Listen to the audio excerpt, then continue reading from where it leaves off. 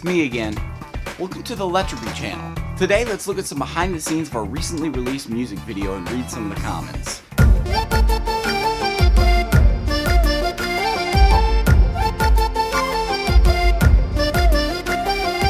Share this video, leave comments, likes. Love you, Leitrabis. Stay safe.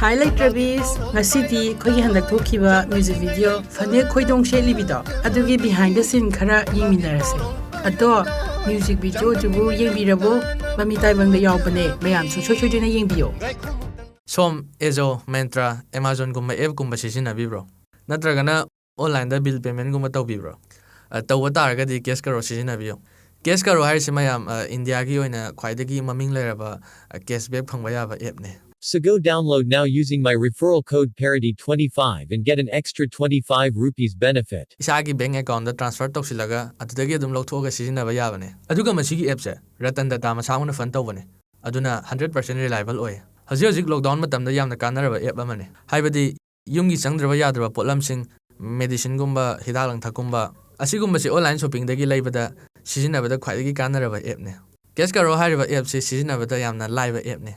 Description sida habliba link asida changbiraga install tawsinbiro register tawbaga ₹25 reward changani aduga app ama hekta sisinabiro ai hojik Amazon app sisinajari aduga orange button sida nambiro aduga laigadaba pot singdo product card ta hapiro adudagi payment tawbiro cash karo gi mayang session da cashback to adum changani confirm hek oibaga ikoi bank account da changani adudagi adum sisinaba yarani somna cash karo sisinaraga Somda piriba website amadi 1500 plus website singda online shopping tawbada paisa tanba yaraba app ne makhada piriba link sidagi sign up tawbiro transaction ama complete tawbiro adagi di 25 rupees extra amasu phangani. So go download now using my referral code Parody25 and get an extra 25 rupees benefit. Ado mayam cash karo hariba app se sungsoi soijana sisinabiyu ko yam kanaba yam nungaiba app ne.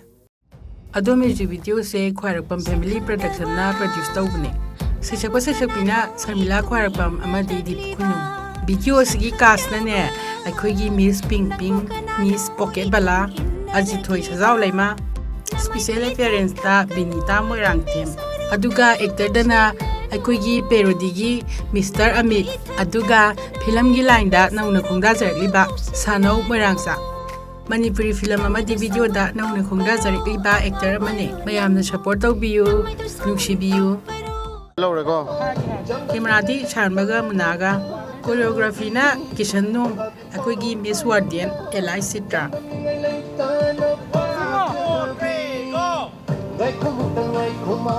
Makeup and costume di Akuga Beneska Mamsila Muna Sengo 1, 2, 3, go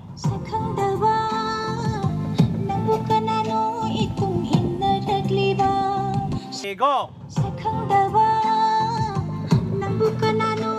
Yara muna hanbiu. Kamsa ya 4, 3, go. Nami to sama yenge. Kana na. Lower. Lower.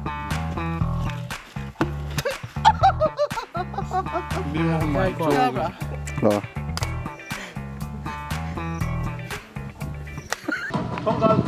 Sila di yam kan na shower no. Ay ngonyo. 1, 2, 3, go.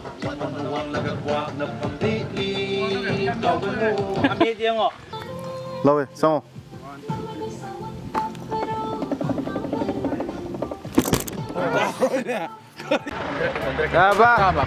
Fokus ya dah. Ya dah. Laura. Masa hai tak na to mo. Ama Laura. Matuan pun na siap. Ano ne siap tak na yara sa. Under si ai de. Laura.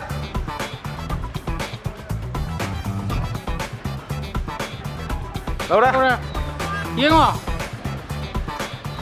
Laura. Kayong tahang jadi bang. Kari. Ngay dari jauh bahas nama siap tempat. Hang de ba na ka? Yang ka to silo. 做好啊。Camera ta. Nghe lời. 1, 2, 3, go. Sao xong lấy. Không mới biết rồi. Đâu ra.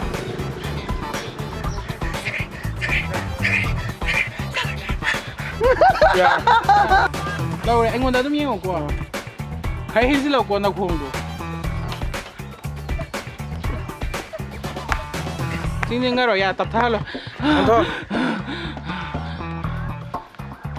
Ama cái lâu. Đâu rồi, tập nào rồi. Xong. Thế mà cái gì hả chị đã mất được rồi. Xin hai sao bây giờ nó rất ấm đấy chị ạ. Ya ya, close lâu kìa. No, sí, si pambro, fumo. Đâu rồi. Ibunga, kaya loge haino. Ani khatang bibiro. Mayam chau kaino. Na sak phajari dugane. Thumna ba. Tanga lâu. Đâu rồi. Lâu rồi.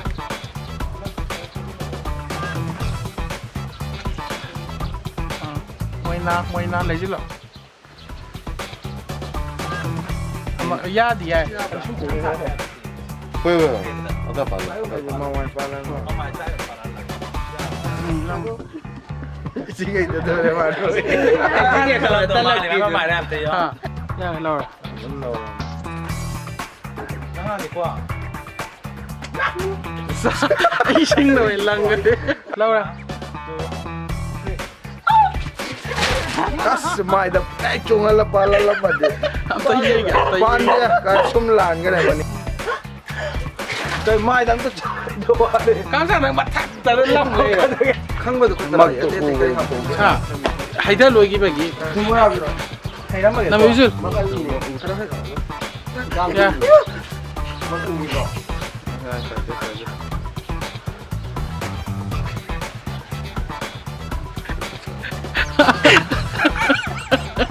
Ya. Mình còn nó thi đấy.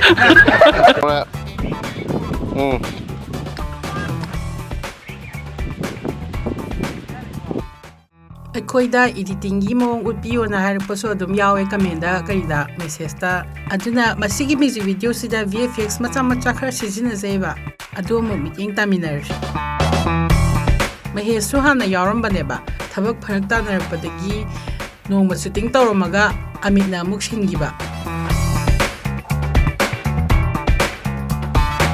ꯑꯩꯈꯣꯏꯅ 90sꯀꯤ ꯃꯇꯝꯒꯤ ꯁꯥꯕꯅꯤꯅ ꯈꯔ ꯆꯥꯟꯅꯅꯕ ꯀꯀꯥ ꯁꯦꯝꯕꯅꯦ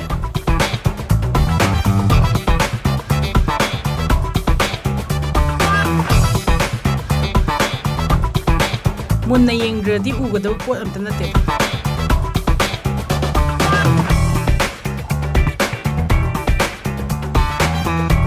ꯑꯦꯛꯇꯔꯒꯤ ꯃꯥꯂꯦꯝ ꯂꯩꯁꯥꯁꯦ ꯅꯝꯍꯧꯗꯕ ꯀꯣꯟꯅ ꯄꯣꯁ ꯄ꯭ꯔꯗꯛꯁꯟꯗ ꯑꯗꯨꯝ ꯍꯥꯞꯆꯤꯜꯂꯦ ꯃꯊꯟꯗ ꯅꯝꯗꯕꯗꯨ ꯅꯨꯡꯉꯥꯏꯇꯦꯅ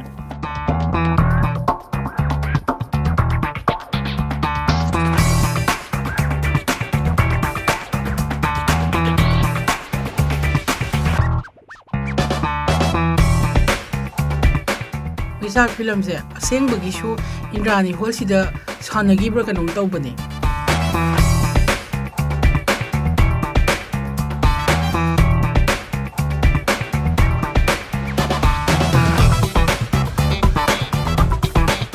ꯑꯩꯅ ꯁꯨꯝ ꯄꯥꯖꯕꯗ ꯀꯃꯦꯟꯁꯦ ꯃꯌꯥꯝꯅ ꯑꯗꯨꯝ ꯐꯖꯅ ꯍꯥꯏꯕꯤꯔꯛꯑꯦ ꯑꯗꯨꯒꯤꯗꯃꯛꯇ ꯊꯦꯡꯛ ꯌꯨ ꯑꯗꯨꯒ ꯌꯥꯝꯅ ꯄꯜꯂꯛꯄ ꯑꯃꯅ ꯐ꯭ꯔꯨꯇꯤꯒꯨꯝꯕ ꯑꯗꯒꯤ ꯕꯣꯔꯣꯏꯒꯨꯝꯕ ꯌꯥꯎꯕꯗꯣ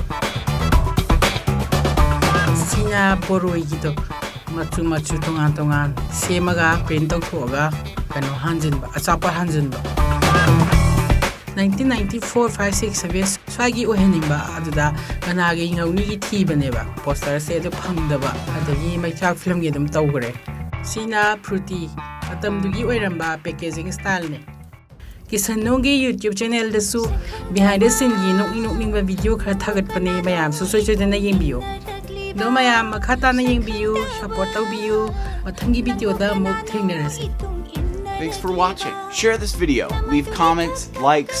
Love you, Leitrabi. Stay safe.